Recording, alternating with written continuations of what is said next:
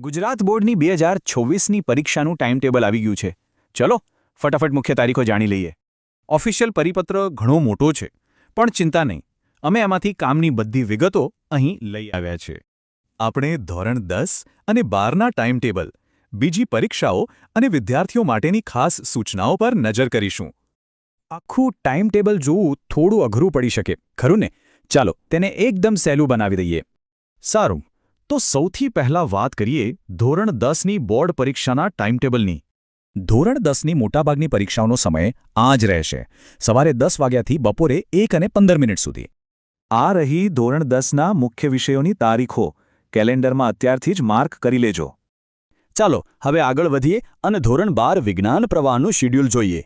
વિજ્ઞાન પ્રવાહની મુખ્ય પરીક્ષાઓની તારીખ આ રહી. અને હા, આ પરીક્ષાઓ બપોરના સમયે છે.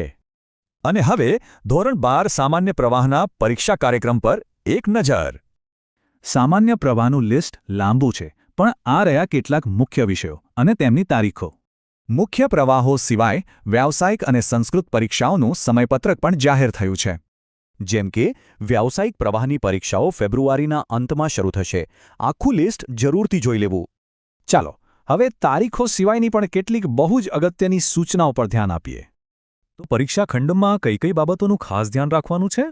સમયસર પહોંચવું બહુ જરૂરી છે. પહેલા દિવસે 30 મિનિટ અને બાકીના દિવસે 20 મિનિટ વહેલા પહોંચવાનું રહેશે.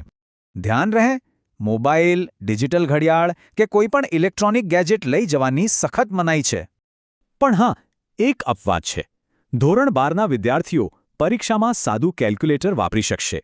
સૌથી અગત્યની વાત, બધી તારીખો અને વિષય કોડ માટે પોતાની શાળામાંથી ચોક્કસ ખાતરી કરી લેવી. હવે ટાઈમટેબલ તો આવી ગયું છે, તો તૈયારી માટેની રણનીતિનું પહેલું પગલું કયું હશે?